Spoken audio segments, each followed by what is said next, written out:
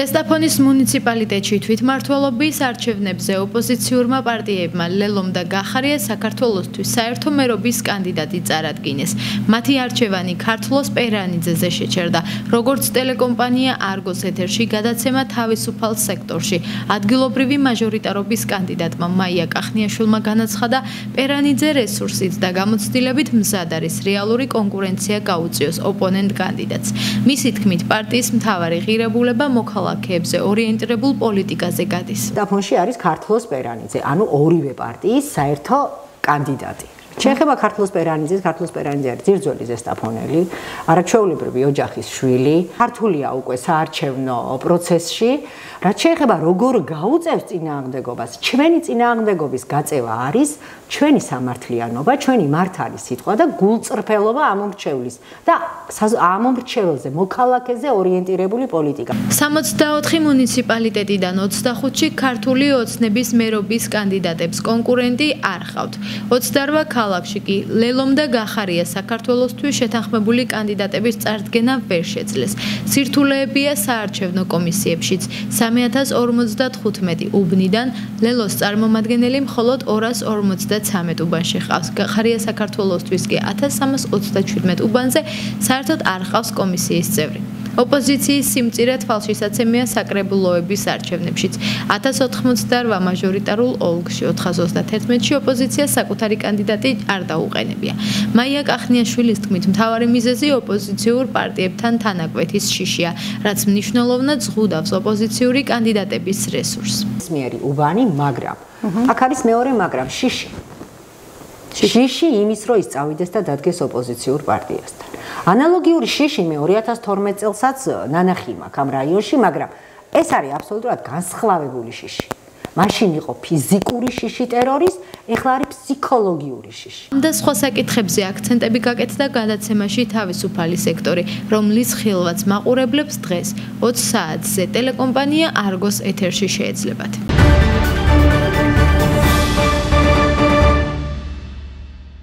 ზესტაფონის ოლქში 4 ოქტომბერს თვითმმართველობის არჩევნები გაიმართება, სადაც მოქალაქეებს საშუალება ექნებათ საკუთარი არჩევანი 45 საარჩევნო უბანზე დააფიქსირონ. როგორც საოლქო საარჩევნო კომისიის თავმჯდომარე გიორგი კახნიაშვილი აცხადებს, ხმის მიცემა უმეტეს უბნებზე თანამედროვე ელექტრონული წესით განხორციელდება. კერძოდ, ელექტრონული სისტემა 43 ობიექტზე იმუშავებს, ხოლო 2 უბანი ტრადიციულ ბიულეტენით ხმის მიცემის ფორმატს შეინარჩუნებს. კომისიის ხელმძღვანელის თქმით, საარჩევნო პროცესის ორგანიზებისას განსაკუთრებული ყურადღება ექცევა იმ მოქალაქეებს, რომლებსაც ჯანმრთელობის მდგომარეობის გამო ფიზიკურად არ შეუძლიათ საარჩევნო უბნებზე მისვლა. საარჩევნო კოდექსით გათვალისწინებული წესების შესაბამისად, მათთვის უკვე მზადდება სპეციალური მექანიზმები, რაც საშუალებას მისცემს, რომ საკუთარი არჩევანი დაფიქსირება შეუფერხებლად შეძლონ. გიორგი კახნიაშვილის განცხადებით, საოლქო საარჩევნო კომისია ყველა დეტალს კომისიის მოთხოვნების მიხედვით ამზადებს და უზრუნველყოფს, რომ 4 ოქტომბრის არჩევნები შვიდ და ორგანიზებულ გარემოში ჩატარდეს. ზესტაფონის საარჩევნო ოლქში სულ შექმნილია 45 საარჩევნო უბანი, აქედან 43 უბანი არის ელექტრონული წესით, სადაც არჩევნები ელექტრონული ტექნოლოგიების გამოყენებით ჩატარდება, ხოლო 2 უბანი, ეს არის 22 და 29 როდინაულისა და ცხენთაროს უბნები, სადაც არჩევნები ჩატარდება ძველი, ანუ ტრადიციული მეთოდით, კანონის შესაბამისად. რაც შეეხება გადასატანის საარჩევნო ყუთში განცხადებების მიღებას, უკვე შეიძლება ამომრჩეველმა მიმართოს შესაბამის საუბნო საარჩევნო კომისიებს იმ ამომრჩევლებმა, რომელთა ჯანმრთელობის მდგომარეობა არ იძლევა უბანზე მისვლის საშუალებას და ჯანმრთელობის მდგომარეობის გამო ვერ ახერხებენ უბანზე მისვლას. აქედან გამომდინარე, შემდეგ საუბნო საარჩევნო კომისია იმსჯელებს იმ ამომრჩევლების შესახებ, რომლებსაც შეიყვანენ ან უარს ეტყვიან გადასატანის საარჩევნო ყუთის სიაში შეყვანაზე. კენჭისყრამდე 30 დღით ადრე, ანუ 4 სექტემბერს უკვე საუბნო საარჩევნო კომისიებმა დაიწყეს მუშაობა და შესაბამისად აქტიურ რეჟიმში დაიწყო უკვე საუბნო საარჩევნო კომისიებმა თავიანთი საქმიანობის განხორციელება. ამ ეტაპისათვის მიმდინარეობს ამომრჩეველთა ბარათების დარიგება და სხვადასხვა აქტივობები, რაც საარჩევნო ღონისძიებათა გრაფიკით და კოდექსით არის გათვალისწინებული.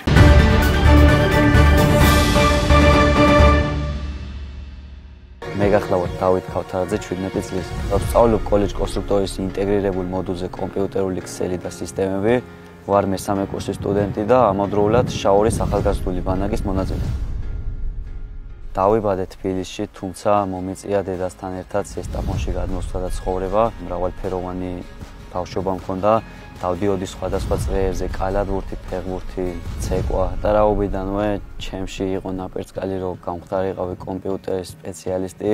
ძალიან დიდი ინტერესი მქონდა, უყურებდი სხვადასხვა გადაცემებს, რომლებიც ეხებოდა კომპიუტერებს, მის დაშლას, მის ინფრასტრუქტურას, ყველანაირი ნაწილის მიმოხილვას, რომელიც აუცილებელია კომპიუტერის სრულყოფილად მუშაობაში. რადგან ეს პროფესია არის მომავლის, ამიტომ ჩავთვალე, რომ მივყოლოდი და ასე ვთქვათ, ის დამეხმარება წარმატებულ ადამიანად ჩამოყალიბებაში. კომპიუტერების მიმართ დიდმა ინტერესმა გამოიწვია მივსულიყავი კოლეჯ კონსტრუქტორში, რადგან გამეღრმავებინა ცოდნა და სხვადასხვა უნარები მიმეღო.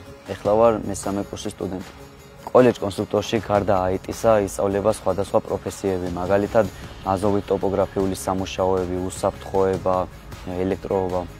IT-ის მიმართულებით სწავლა არის ძალიან მრავალფეროვანი, როგორც არის პრაქტიკული სამუშაოები, ასევე არის თეორიული მასალის მიღების წყარო. ვსწავლობ Windows და Kali Linux-ის ოპერაციულ სისტემებს, კომპიუტერული პრობლემების აღმოფხვრას, კამერების დაყენებას, კომპიუტერული ქსელების გაყვანას. ჩემი სამომავლო გეგმა არის, რომ გავხდი IT ინჟინერი. ამავდროულად სურს, რომ გავხდი კიბერუსაფრთხოების და ეთიკური ჰაკინგის სპეციალისტი. სულ მალე ძალიან მნიშვნელოვანი ეტაპი დგება ჩემს ცხოვრებაში. ვარ აბიტურიენტი. სურს ჩავაბარო ქუთაისის საერთაშორისო უნივერსიტეტში და გავყვე ისევ IT მიმართულებას.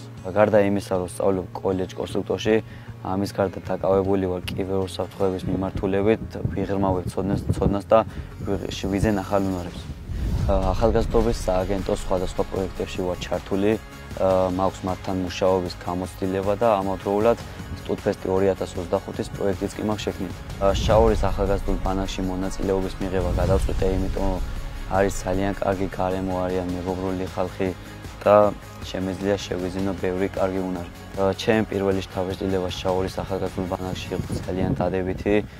მოგწონს აქაურის სტაფი, მისი წევრები, ლიდერები და ზოგადად მათთან ურთიერთობა. ბანაკის ერთი დღე არის ძალიან დატვირთული და მრავალფეროვანი, არის სხვადასხვა აქტივობები. ბანაკმა მასწავლა ადამიანებთან კომუნიკაცია, მათთან ურთიერთობა და ესე ვთქვათ, საკუთარი ნიჭის გამოვლინება. შემძინა ბევრი მეგობრები, რომლებთანაც ურთიერთობას აუცილებლად გავაგრძელებ ბანაკს გარეთაც. შაორის ახალგაზრდული ბანაკი ჩემთვის ნიშნავს პოზიტიური და დადებითი თვისებების მიღების წყაროს და ასევე წარმატებას. ბანაკმა დაუვიწყარი დღეები მაჩუქა. ვურჩევ ყველა ახალგაზრდას გამოცადოს შაორის ახალგაზრდული ბანაკის დღეები. მადლობას ვუხდი ახალგაზრდობის სააგენტოს ამ შესაძლებლობისთვის.